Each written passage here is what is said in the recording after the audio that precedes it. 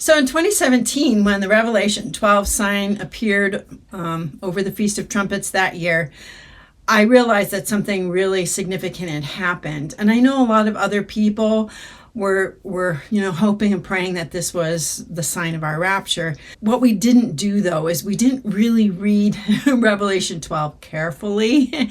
And there's actually two signs. One is the great sign, the sign of the woman, and the other is the sign of the dragon. Two different signs, and there is nothing that indicates that one sign is going to follow right after the other.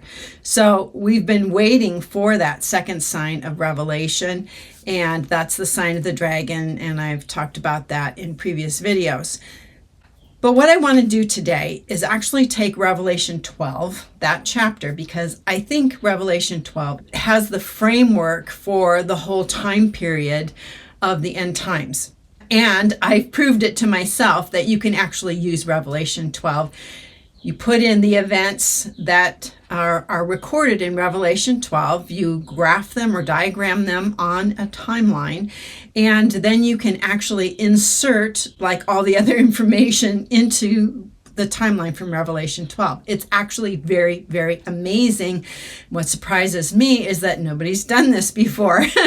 But we think like Greeks, and we think that everything should be linear, that you don't have to go back and, insert things that you've, read in previous chapters into something in Revelation 12. So when people ask me, so, hey, Brenda, where do you think we're at in Revelation right now? I say, we're in chapter 12. And they go, oh, we can't be in chapter 12 because that's in the middle of the book. And we know that chapters, 3, 4, 5, and all of that have to happen before you get to chapter 12. And what I'm telling you is that isn't how the Hebrew way of thinking would arrive at that, okay? It's very Greek, it's very Western to do things, in order, start at the beginning and then think everything is chronological. And that's the way Revelation is usually taught. And then there'll be these, things, interludes, they call them, but all of that, just scrap it, okay? Just scrap it. Open your mind, think about something in a different way, okay? And here's the thing. It doesn't cost you anything to look at something different. And if what I'm showing you doesn't make any sense, then go back to whatever it was that you thought was, a good understanding.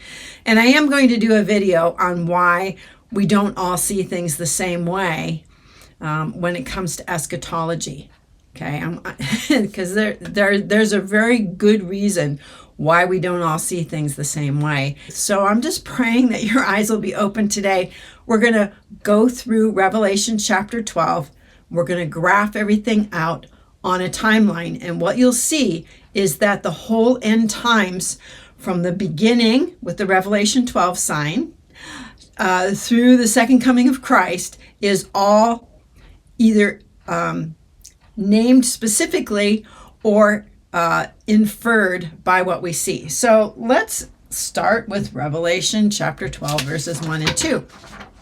And a great sign appeared in heaven, a woman clothed with the sun, with the moon under her feet, and on her head a crown of 12 stars. She was pregnant and was crying out in birth pains and the agony of giving birth. Okay, so that's the Revelation 12 sign. It's also called the sign of the woman. It's also called the great sign.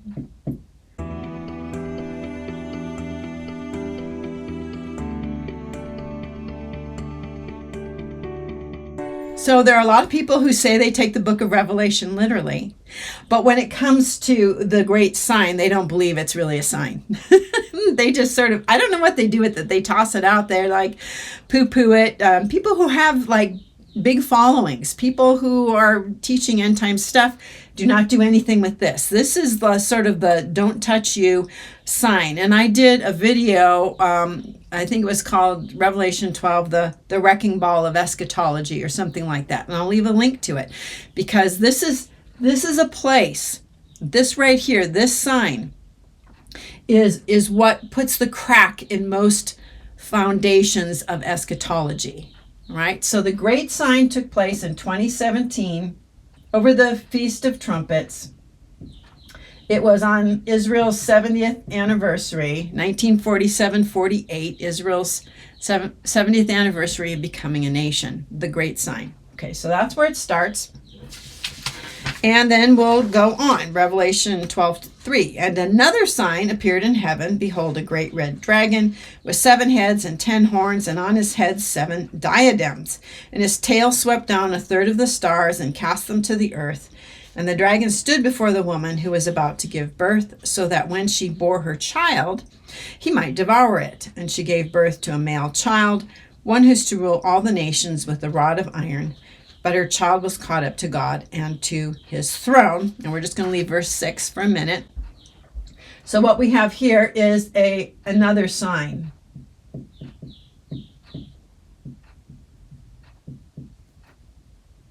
Let's fix that. Another sign. This is not a great sign. It's not great and amazing, because this is a sign that basically God acknowledges it as being a sign, but it's not one that he originated. It didn't originate with him, because it's not part of the redemptive plan. Okay, so this is something that's going to take place, and we'll be able to see it. And personally, I think that the great sign is well, if you want to know what I think, watch my previous video on this. So another sign. This is the sign of the dragon. And this is the one that actually has the rapture, okay? The rapture of the male child who is caught up to God and to his throne. And when we look in the throne room of heaven, back in chapter 4, we see the 24 elders are there in heaven, and they are rulers. And we've been told that we are going to be kings and priests. We've been told that we are going to rule with Christ with a rod of iron. That's found in Revelation chapter 2 in the letter to the church of Thyatira. Okay, so this is not talking about Jesus. It's talking about believers. We're the ones who are going to have to escape from the dragon. Okay, so this is another sign. How much time will elapse between the great sign and another sign? We don't know. But if we're looking at a 2025 rapture this fall, okay, then add 8 years here. Okay, so far it's 8 years. Okay, so the timeline in Revelation is longer than 7 years, just an FYI. Okay, and that puts a monkey wrench in why people don't use Revelation 12 to create this framework. Okay, it's not. I'm not a brilliant person, but I just read what it says and then try to put things in a place that makes sense. Sometimes I have to rearrange them a little bit, which is why I put up a giant blackboard in one of my room downstairs where I can graph it all out and erase things and put them in different places until there isn't a contradiction. Okay, so another sign. This is the sign of the dragon. Hopefully, it's looking good for 2025. All right, so let's read what it says next. And the woman fled into the wilderness, where she has a place prepared by God in which to be nourished for 1,260 days. So this passage is telling us a couple things, all right? That there are 2 places of safety for 2 different groups, okay? So one group is the male child who will be taken into heaven, into God's throne room, and the other is the woman who is the remnant of Israel, who will go into the wilderness and will be kept safe there. So both of these groups are going to be kept safe. Now, if you're familiar with the scriptures, you know that there's going to be a departure of the remnant of Israel into the wilderness at the time that the man of sin takes his seat in the temple of God. At the time of the abomination, according to Matthew 24, when the people living in Judea and Jerusalem see this happening, they are to flee into the wilderness. Okay, so we can pretty much be confident that the woman fleeing into the wilderness, where she has a place prepared by God to be nourished for 1,260 days, we can be pretty sure that that is going to happen at the time of the abomination of desolation. Okay, so this is when the woman flees. Okay, and there's a specific time frame here, 1,260 days. Okay, she'll be fleeing into the wilderness. All right, so just an FYI, the timeline is going to start here, and it's going to end when Christ returns, which we'll find out later. This is the second coming. It isn't actually stated in Revelation chapter 12, but we know that the beast only has 42 months, which starts here and will end there. And 42 months is the same thing as 1,260 days. Verse 7. Okay, so now we're going to have a different story. And we don't know exactly where this story is going to go because of the way Revelation is written. Some things are going to happen before this, some things are going to happen after this. And so we just have to kind of keep an open mind about where this is going to be placed. And then you'll be able to see where this goes, okay? Because there's enough clues in the text to tell us where the war in heaven is going to take place. Now remember, over here, the dragon is the one who casts stars to the earth. Michael doesn't cast anybody to the earth there. No angels are cast there. This is not a war in heaven right here. This is where the dragon is on the earth. He takes his tail. He casts a third of the stars to the earth so that he can devour the child. He wants help. He's going to get angelic forces here to help him. That's the reason for that. All right, so it is not the war in heaven. If anybody tells you that's the war in heaven, they don't understand the story here, okay? Actually, it's very clear that Satan is not in heaven and that he's the one doing the casting out and not Michael. So to me, it's just read what it says and it's pretty clear. Okay, verse 7. Now war arose in heaven, Michael and his angels fighting against the dragon, and the dragon and his angels fought back, but he was defeated, and there was no longer any place for them in heaven. And the great dragon was thrown down, that ancient serpent who's called the devil and Satan, the deceiver of the whole world. He was thrown down to the earth, and his angels were thrown down with him. And I heard a loud voice in heaven saying, Now the salvation and the power and the kingdom of our God and the authority of his Christ have come. For the accuser of our brethren has been thrown down, who accuses them day and night before our God. And they've conquered him by the blood of the Lamb and by the word of their testimony, for they love not their lives unto death. Therefore rejoice, O heavens, and you who dwell in them, but woe to you, O earth and sea, for the devil has come down to you in great wrath, because he knows his time is short. Let's keep going. Verse 13. And when the dragon saw that he'd been thrown down to the earth, he pursued the woman who had given birth to the male child. Okay, so we have the woman being reintroduced into the story. Okay, so Satan has been thrown down, and now he's going to pursue the woman right there. So sometime before this point in time, Satan is going to be thrown down. So the war in heaven is over here. It's after this sign right here, right? Because the child is going to be caught up, the woman who bore the male child. And then there's a war in heaven, Satan is cast out, and then he pursues the woman. But the woman was given 2 wings of the great eagle, that she might fly from the serpent into the wilderness to the place where she's to be nourished for times, and half a time. Okay, times, and half a time.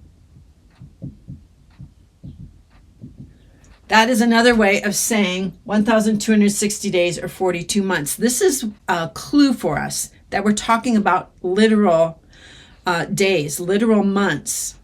We're not talking about a conversion of 1,260 days to 1,260 years. And time in Revelation is treated the same all the way through the book. An hour is an hour, a day is a day.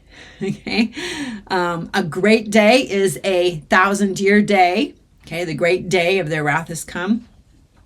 Times and half a time is 1 year, 2 years, and then a half a year, or 3.5 years. Okay, so Verse 15, the serpent poured a water like a river out of his mouth after the woman to sweep her away with the flood. But the earth came to the help of the woman. The earth opened its mouth and swallowed the river that the dragon had poured forth from its mouth. Okay, so what that's actually talking about here is there's going to be an earthquake.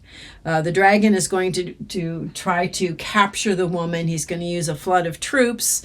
The book of Daniel, chapter 9, talks about the end coming with a flood. We're talking about an army. An army is going to be pursuing the remnant of Israel, and there is going to be an opening in the earth.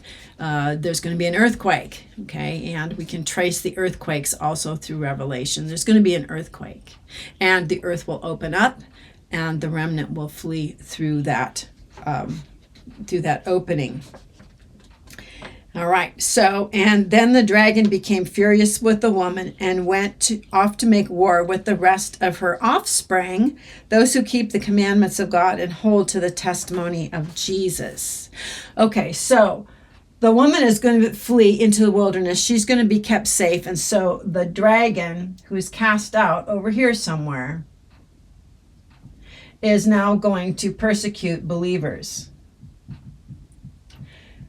All right. We also know that there are other martyrs already in heaven. There's already martyrs in heaven. Let's read what it says. Verse 10, and I heard a loud voice in heaven saying, now the salvation and the power and the kingdom of our God and the authority of his Christ have come. For the accuser of our brothers has been thrown down, who accuses them day and night before our God. Okay, so there's two groups of brothers up here, okay? There's one group, because they're called brethren, all right? So they're all family, right? So one of them, group that we know is already in heaven, is this group here, represented by the 24 elders. And there's another group that has arrived in heaven that these guys call brethren, that they're their brothers. And they have been listening to Satan accusing them before God day and night. So Satan has been up here, part of the time anyway, accusing these people. Verse 11 tells us they conquered him by the blood of the Lamb and the word of their testimony, for they loved not their lives unto death. All right, so there is a group of martyrs who shows up over here, and they are the brethren of the 24 elders. So when it says that the woman is given wings like a great eagle so that she could fly into the wilderness, what we're talking about here is it's actually an allusion back to Exodus chapter 19, when God says that he bore Israel on wings like an eagle. Okay, so he bore them on eagle wings into the wilderness when they were escaping from Pharaoh.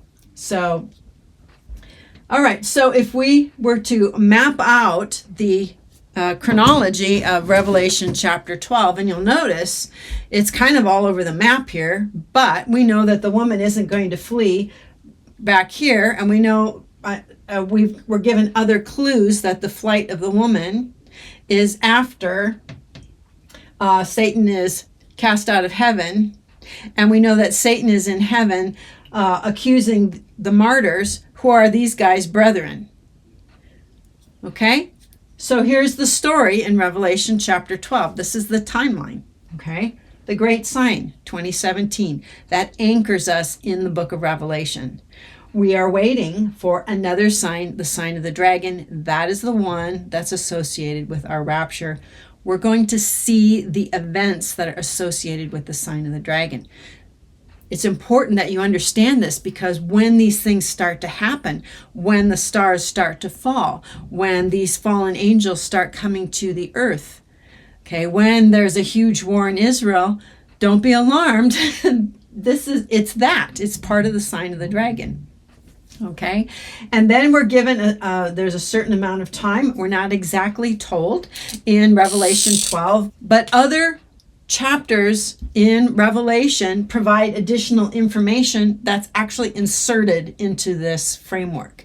So right now we don't know, just from reading chapter 12, how much time there is between when the rapture takes place and when the abomination of desolation is going to take place. But we know that in between our rapture and the abomination, there is going to be a whole group of martyrs who appear before the throne of God. Okay, they're in heaven. They're the brethren of the 24 elders. They're not a different class of Christian. Okay, they're brethren. They're all Christians. Okay, they're all believers. You can't really get to heaven unless you're a believer, and that's where they are. Okay, they're not some second class, tribulation saint that for whatever reason is not a full-fledged member of the body of Christ. Once dragon is on the earth, later we're going to read that he stood on the sand of the sea. Why is he standing there? Because Revelation 13 tells us he's waiting for the beast to rise from the sea. Okay, the sea in Revelation can either be the sea, as in water, or it is a place of death. It's the place of the dead.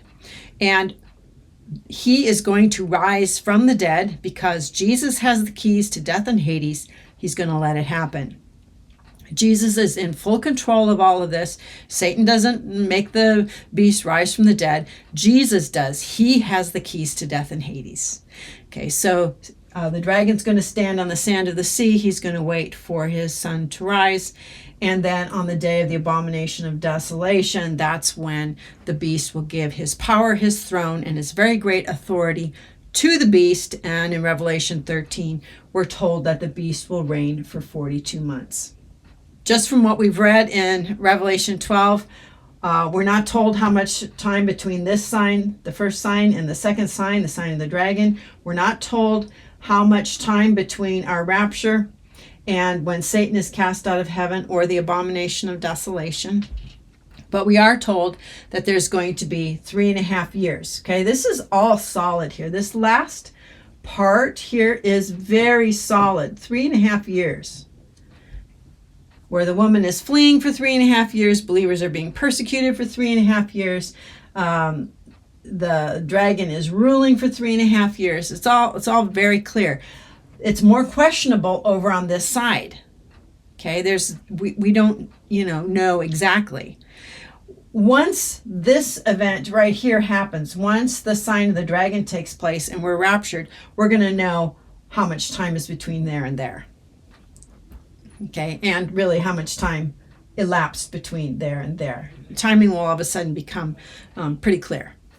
Okay, it'll become pretty clear. The believers who show up on this side, we find out that they're going to be beheaded for their faith. Some of them will survive. They'll be alive at Christ's second coming. Some of them will be raptured, after the abomination, but before Christ's visible return. We learn that from other places. Okay, it's not in Revelation 12. But this is the framework right here. So most people who study eschatology, what they do is they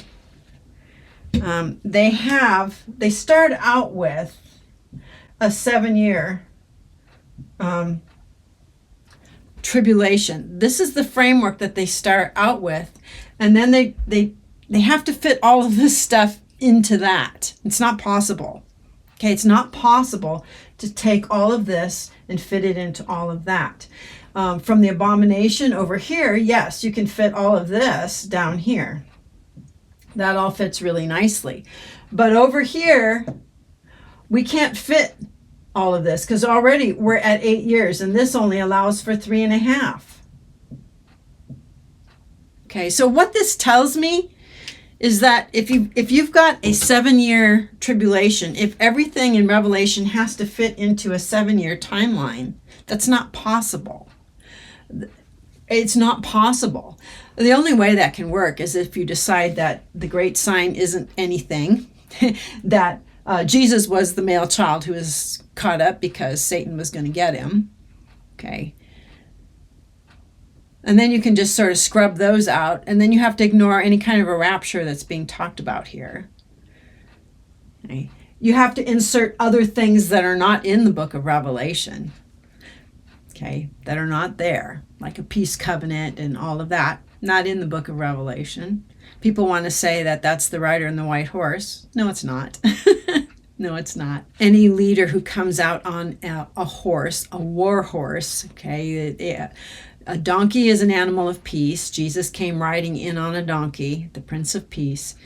He's coming back on a horse. A horse is the animal of war. The person who is riding the white horse has a bow and arrows. The arrows are assumed, okay? And he's going forth conquering and to conquer, not peacefully. He's on a war horse, okay? So anybody who tells you that that guy is a man of peace doesn't understand symbolism, doesn't understand what the symbols are telling us here. One of the things that when I first started, doing my eschatology and all of that, I started out with a 7-year tribulation. I started out with a 7-year thing because it looked like the two witnesses would show up 3.5 years, 3.5 days that they were dead, they ascend, and another 3.5 years. That's 7 years, right? For the whole time. Well, that's 7 years, but where does this fit? Okay. So one of the things I decided to do was actually go back and reevaluate everything that I'd been taught, that I was going to do the investigation, okay? Because I've been teaching the Bible for over 40 years, okay? Been teaching the Bible. I've been doing expository teaching through books of the Bible. I know how to study the Bible. I know how to read the Word. I know how to make connections. And I had been very intimidated by Revelation because what I saw, how I saw other people who have letters after their name interpreting it, I realized that isn't, I don't see that. I'm not sure how you get there. And so then I was, I'm the kind of person who thinks, well, I must be the stupid one here. Okay, that must be me. I just don't get it. I'm not bright enough. And that's not true at all. The emperor has no clothes when it comes to trying to fit Revelation into a 7-year tribulation. So as I'm going through my studies trying to, figure out what's the deal with the 7-year tribulation, read a quote from Dr. Walvrud of the Dallas Theological Seminary. And this is, these are the people who really push pre-tribulation, eschatology, dispensationalism, and all of that.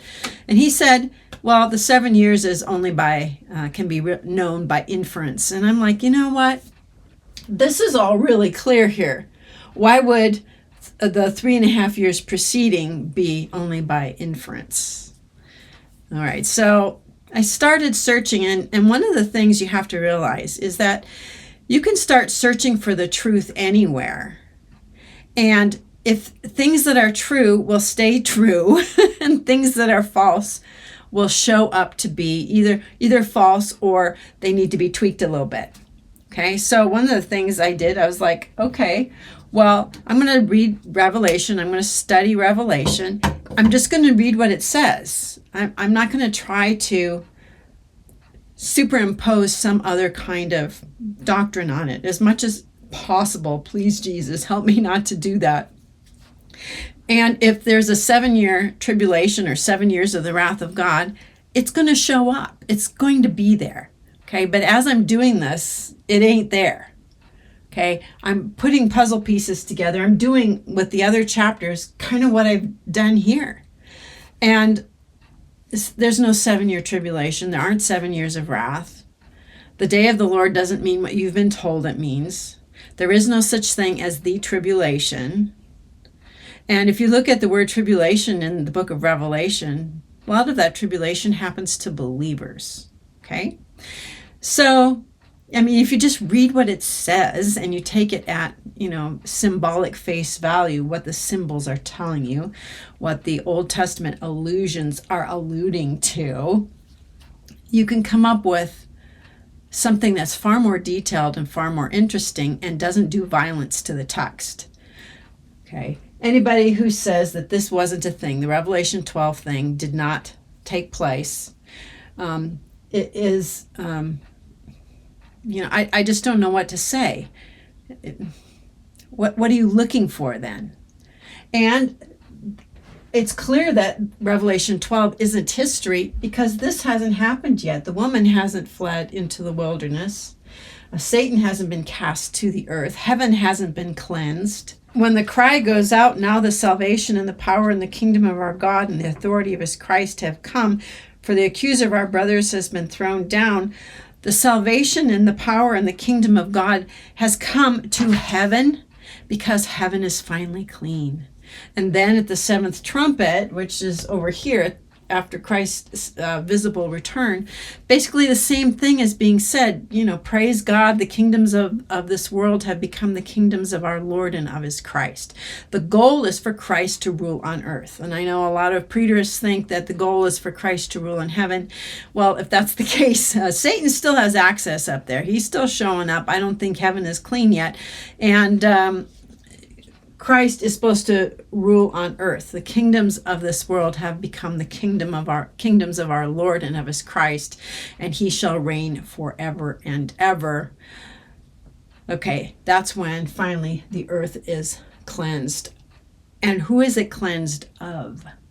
Okay, think about it. How did heaven get cleansed up here when Satan and his angels were cast out? How was heaven cleansed? It was cleansed because the fallen angels were evicted. And there was no place. They didn't have a position anymore. Their position was taken over by the martyrs and the elders. Okay? So when the earth is cleansed over here, how does that happen? Well, it's basically the same thing. Now all these beings who are here on earth, including fallen angels who come out of the pit, including all the demons and all the entities, fallen spirit entities who never should have been, like the earth dwellers, the hybrids, they're all going to be thrown into the lake of fire right here at Christ's return, lake of fire. Because the earth is being cleansed of fallen angels. Fallen angels, demons, the beast, those who took the mark of the beast, the fallen angels who assume human bodies or human type bodies so that they can be the image of the beast, just like we're the image of Christ, okay? Right. So the cleansing of heaven happens just before the abomination of desolation takes place. And the cleansing of the earth from all of these fallen angels will happen after Christ's return. People say that the tribulation time, or whatever this is right here, is all about, God judging godless people. That's not exactly what it's about. It's about God cleansing and regaining control over aspects, over domains that have been contaminated by Satan and his angels, including heaven. Okay, and there's going to be a new heaven made because this place is, even without the fallen angels, still contaminated. Okay, they made a mess there. And once all these fallen angels are on earth and they're joined by the angels from the bottomless pit, and they're joined by the 480 angels who are bound at the river Euphrates, and the demons and those who take the mark and all of that, they're going to be thrown into the lake of fire. This whole time period is about setting things up so that when Christ rules during the millennium, there aren't any fallen angels to mess things up. People who are mortals who come out of this time will still have a sin nature, but there isn't that added spiritual energy that comes from these wicked forces. So while all the fallen angels and demons and so on are going to go into the lake of fire, Satan is going to be kept in the pit. Yeah, he alone, all by himself, and he will be released at the end of the millennium. He'll be released at the end of the millennium, and he will, God is going to use him to pull out any more people who want to, rebel. Anybody who doesn't want to be a part of Christ's kingdom. And then all of them will be thrown into the lake of fire, including Satan, and then death and Hades, and the sea is no more. The place of the dead is no more because there is no more death. All right, so this is the outline for the book of Revelation. And every single other event, with the exception of the millennium and all of that, which happens over, after the 1,260 days, every single other event in the book of Revelation can find a home using the clues that were given. It's fun. All right, so let me know what you think, and we'll see you on another video. Till then, have a blessed day.